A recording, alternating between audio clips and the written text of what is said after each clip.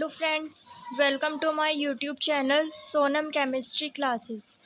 Friends, this is the lecture number 9 of BSc third semester chemistry series 2026. तो lecture 8 में मैंने आपको बताया था कि फर्स्ट ऑर्डर रिएक्शन क्या होती है और किस तरह से हम इसका इंटीग्रेटेड रेट लॉ डेरिवेट करते हैं। तो आज के लेक्चर में हम बात करेंगे फर्स्ट ऑर्डर रिएक्शन के हाफ लाइफ टाइम, इसके एग्जांपल्स और इसके इम्पोर्टेंट ग्राफ की। So now without wasting our time, let's start our lecture. And previous lecture का लिंक मैं आपको डिस्क्रिप्शन में ऐड कर दूंगी, आप वहाँ से जाकर वो वीडियो देख सकते हैं। Let's start the lecture. जैसे कि आपको ज़ीरो ऑर्डर रिएक्शन में मैंने आपको बताया था कि हाफ लाइफ टाइम क्या होगी कि जैसे भी हमारी कोई पर्टिकुलर केमिकल रिएक्शन है, तो जब केमिकल रिएक्शन स्टार्ट हुई है उस टाइम पर रिएक्टेंट की कंसंट्रेशन क्या होगी, 100% होगी, क्योंकि अभी रिएक्शन स्टार्ट हुई है, उसमें प्रोडक्ट का कन्वर्जन नहीं हुआ है। तो हम जानते हैं कि जैसे जैसे रिएक्शन आगे प्रोसीड होगी तो रिएक्टेंट की कंसंट्रेशन क्या होगी, डिक्रीज होनी स्टार्ट हो जाएगी, धीरे धीरे कम होने लगेगी। और एक पर्टिकुलर टाइम पे क्या होगा कि जो रिएक्टेंट की कंसंट्रेशन है वो अपनी इनिशियल कंसंट्रेशन की आधी रह जाएगी। जैसे कि जब टाइम ज़ीरो था, रिएक्शन स्टार्ट हुई थी, उस टाइम पे रिएक्टेंट की कंसंट्रेशन क्या थी, 100% थी, लेकिन एक पर्टिकुलर टाइम पे क्या हो गई है, वो 50% रह गई है। तो उस पर्टिकुलर टाइम को हम क्या बोलते हैं, हाफ लाइफ टाइम बोलते हैं। तो ये इम्पोर्टेंट होता है हमारा केमिकल काइनेटिक्स में किसी केमिकल रिएक्शन की स्पीड को जानने के लिए और उसकी इंफॉर्मेशन निकालने के लिए।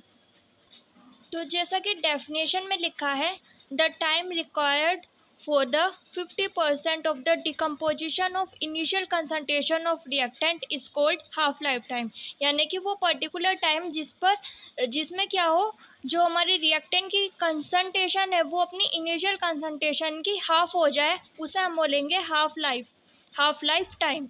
तो हम यहाँ से नाम से भी समझ सकते हैं कि केमिकल रिएक्शन क्या हो गई है, हाफ कंप्लीट हो गई है, इसलिए हम ये क्या बोल रहे हैं, यहाँ पे उसे हाफ लाइफ टाइम बोल रहे हैं। तो फर्स्ट ऑर्डर का हाफ लाइफ टाइम निकालने के लिए हमें क्या चाहिए, इसका इंटीग्रेटेड रेट लॉ चाहिए, जो इक्वेशन हमने प्रीवियस लेक्चर से निकाली थी। वो क्या है, k is equals to 2.303 divided by T log base 10 A0 divided by AT। k क्या है, यहाँ पर रेट कांस्टेंट है, t टाइम है, A0 क्या है, इनिशियल कंसंट्रेशन है रिएक्टेंट की, और AT क्या है, एक पर्टिकुलर टाइम पे रिएक्टेंट की कंसंट्रेशन है, यानी कि उस टाइम पर रिएक्टेंट की कंसंट्रेशन है जो हमें जाननी है। ओके तो अब हम क्या करेंगे, जब टाइम टी हाफ होगा तो इसका मतलब ये होगा कि जो पर्टिकुलर टाइम टी है, AT है, वो क्या होगा, A0 का हाफ होगा। AT क्या होगा, जिसकी हमें वो टाइम जिस पर हमें क्या करनी है, रिएक्टेंट की कंसंट्रेशन निकालनी है। तो जब हम कह रहे हैं कि टाइम टी हाफ होगा, तो इसका मतलब ये है कि अब रिएक्टेंट की कंसंट्रेशन क्या हो गई है, अपनी इनिशियल कंसंट्रेशन की आधी रह गई है। तो इस पर्टिकुलर टाइम टी पर यानी कि AT पर रिएक्टेंट की कंसंट्रेशन क्या हो जाएगी, इनिशियल कंसंट्रेशन की हाफ हो जाएगी। अब इनिशियल कंसंट्रेशन हम किसे कह रहे हैं, A0 को कह रहे हैं, तो A0 डिवाइडेड बाई 2 क्या हो जाएगा, हमारा AT हो जाएगा। आई होप आपको ये बात समझ में आई हो। तो अब हम क्या करेंगे, इस फॉर्मूले में टी की जगह रखेंगे टी हाफ, क्योंकि टी हाफ क्या करेगा, डिनोट करेगा हाफ लाइफ टाइम को। तो यहाँ पर हम क्या करेंगे, यहाँ पे आप देख सकते हैं, यहाँ पे टी की जगह क्या लिख लिया है, हमने टी हाफ लिख लिया है, बाकी हमारी वैल्यू ऐसे ही रहेगी। यहाँ पर हमने क्या किया है कि यहाँ पर लिखा था रेट कांस्टेंट, उसे हम क्या लिया है, नीचे लिया है। तो यहाँ पर हो जाएगा T half is equals to 2.303 divided by K log base 10। A0 ऐसे ही रहेगा, A0 क्या है, इनिशियल कंसंट्रेशन ऑफ रिएक्टेंट, और डिवाइडेड में क्या था, AT था, और अभी आपको बताया कि AT क्या है, A0 डिवाइडेड बाई 2 है, यानी कि अब रिएक्टेंट की कंसंट्रेशन क्या है, हाफ लाइफ टाइम पर रिएक्टेंट की कंसंट्रेशन क्या है, इनिशियल कंसंट्रेशन की आधी है। तो हम यहाँ पे इसे मैथमेटिकली लिख सकते हैं A0 डिवाइडेड बाय 2। तो अब जब आप इसे यहाँ पर लिखेंगे तो मैथमेटिकली हम क्या करेंगे, इसे ऊपर ले आएंगे, ये वाला जो हमारी वैल्यू है इतनी ऊपर की तरफ चली जाएगी। तो कैसे हो जाएगा, ये 2 multiply by A0 divided by A0, A0 से A0 कैंसिल कर देंगे, तो क्या बचेगा, तो यहाँ पे आ जाएगा T half is equals to 2.303 divided by K log base 10 2। यानी कि अब हमें क्या लिखना है, यहाँ पे log 2 की वैल्यू लिखनी है जो क्या होती है 0.3010 होती है। अब हमने यहाँ पे ये लिख दिया है। अब हम इसे क्या कर सकते हैं, सॉल्व कर सकते हैं इजिली। 2.303 की मल्टीप्लाई किससे करेंगे, 0.3010 से करेंगे। तो यहाँ पर आ जाएगा T half is equals to 0.693 divided by K. आप खुद सॉल्व कर सकते हैं यहाँ से। तो ये होता है हमारा half life time of formula for the first order reaction. अब आप यहाँ पर देख रहे हैं कि यहाँ पर इनिशियल कंसंट्रेशन टर्म आपको नहीं दिख रही है। S0 आपको यहाँ पे इस फॉर्मूले में नहीं दिख रहा है। तो इसका मतलब ये है कि जो हाफ लाइफ टाइम होगी फर्स्ट ऑर्डर रिएक्शन की, वो इंडिपेंडेंट होगी इनिशियल कंसंट्रेशन ऑफ रिएक्टेंट से। यानी कि अगर आपने आप क्या करो, कोई भी रिएक्टेंट की कंसंट्रेशन इनिशियली ले लो, लेकिन हाफ लाइफ टाइम क्या होगी, फिक्स होगी हमेशा। जबकि ये किस पर डिपेंड कर रही है, डिपेंड कर रही है रेट कांस्टेंट पे। तो जो अभी आपको मैंने बात बताई कि ये क्या है, इंडिपेंडेंट है। हाफ लाइफ टाइम क्या है, इंडिपेंडेंट है किससे, इनिशियल कंसंट्रेशन ऑफ रिएक्टेंट से। उस बात को हम क्या कहते हैं, एग्जांपल से समझते हैं। जैसे कि कोई हमारी केमिकल रिएक्शन है, तो हमने इसमें क्या लिया है, रिएक्टेंट की जो कंसंट्रेशन है वो क्या ली है, 100 ग्राम ली है। तो होता क्या है कि आफ्टर 1 मिनट, यानी कि 1 मिनट बाद क्या होगा, ये जो रिएक्टेंट की कंसंट्रेशन हमने इनिशियली ली थी वो क्या हो जाएगी, हाफ हो जाएगी। तो 1 मिनट बाद क्या हो गया है, ये हाफ हो गई है। तो 1 मिनट क्या है, इसका हाफ लाइफ टाइम होगा।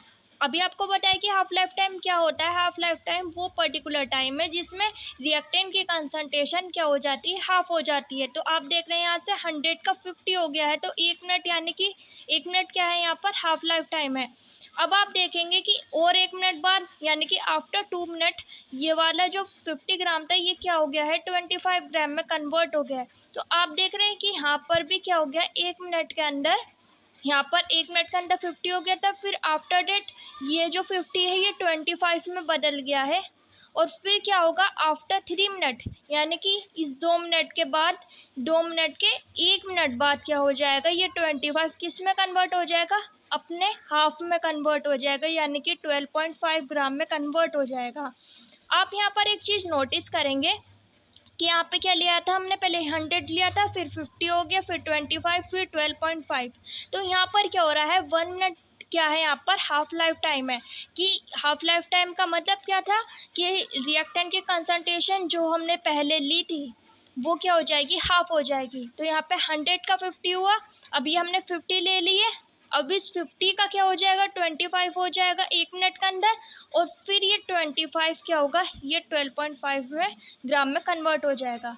तो अब हमने क्या किया कि हमने जो केमिकल रिएक्शन ली थी उसमें पहले हमने क्या लिया था, 100 ग्राम ली थी रिएक्टेंट की इनिशियल कंसंट्रेशन। लेकिन अब हमने क्या ले लिया, 40 ग्राम ले लिए। रिएक्शन हमारी सेम ही, आप याद रखिएगा। जैसे कि यहाँ पे ए रिएक्टेंट था हमारा, तो यहाँ भी ए ही रिएक्टेंट है। लेकिन बस हमने क्या करा है, ऊपर वाले जो हमने रिएक्शन ली उसमें 100 ग्राम ले लिया था, एक ही क्या ले ली थी कंसंट्रेशन, 100 ग्राम ले ली थी। और नीचे वाली रिएक्शन में हमने क्या ले ली है, वही 40 ग्राम ले ली है। रिएक्शन हमारी सेम ही है।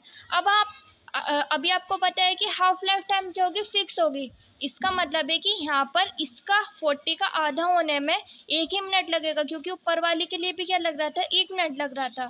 तो यहाँ पे 40 ग्राम से क्या हो गया है, 20 ग्राम कन्वर्ट हो गया है आफ्टर 1 मिनट। अब 1 मिनट बाद और, यानी कि आफ्टर 2 मिनट क्या हो गया है, ये 20 का क्या हो जाएगा, 10 हो जाएगा। फिर आफ्टर 3 मिनट बाद क्या होगा, ये 5 हो जाएगा। ये ऐसे ही कंटिन्यूसली चलता रहेगा। 5 का आधा होता रहेगा, यानी कि 5 का आधा क्या होगा, 2.5। फिर क्या होगा, आफ्टर 1 मिनट बाद 2.5 का आधा होगा। ये रिएक्शन जो होती है फर्स्ट ऑर्डर रिएक्शन, वो ऐसे ही क्या होती रहती है, कंटिन्यूसली चलती रहती है। यानी कि क्या होता रहता है, जो कंसंट्रेशन है वो आधी होती रहती है। इसलिए हम कहते हैं कि जो फर्स्ट ऑर्डर रिएक्शन है वो कम्प्लीटली जीरो कंसंट्रेशन तक नहीं पहुंचती, यानी कि वो कंप्लीट होती नहीं है।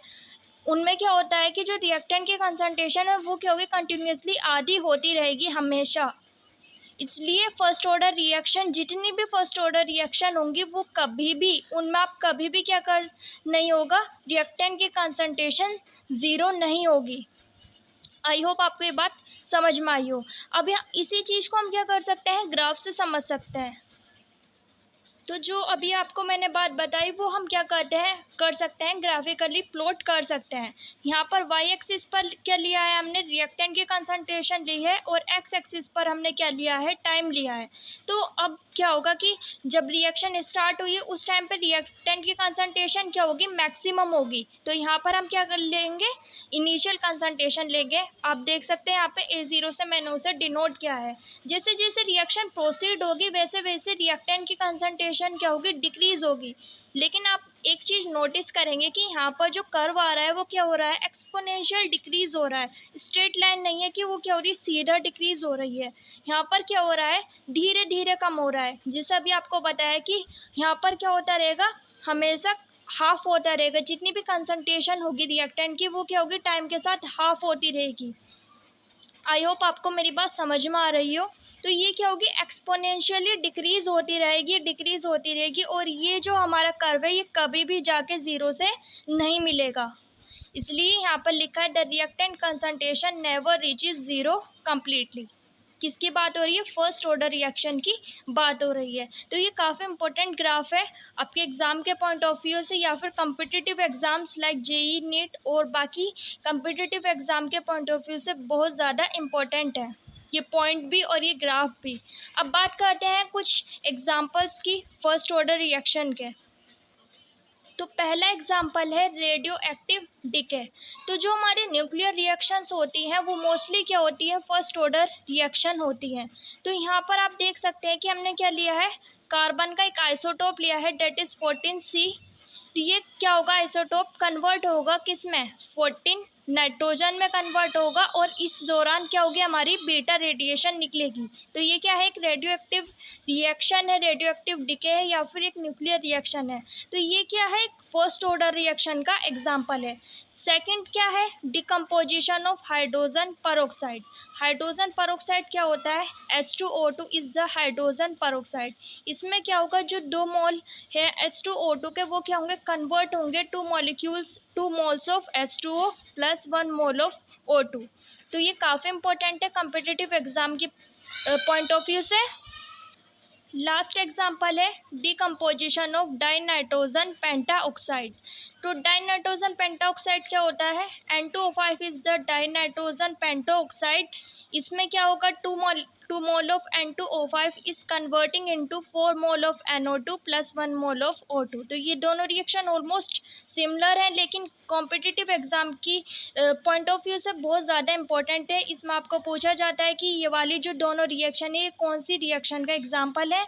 तो ये दोनों रिएक्शन क्या है, फर्स्ट ऑर्डर रिएक्शन का एग्जाम्पल है। तो ये होता है first order reaction, half life time, graphs and examples of first order reaction. Lecture में हम बात करेंगे सूडो फर्स्ट ऑर्डर रिएक्शन के बारे में।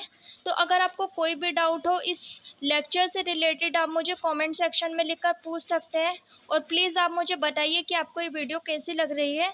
अगर आपको ये वीडियो पसंद आई है तो please like this video, share this video with your friends too, subscribe to my channel, and thanks for watching this video. Have a nice day.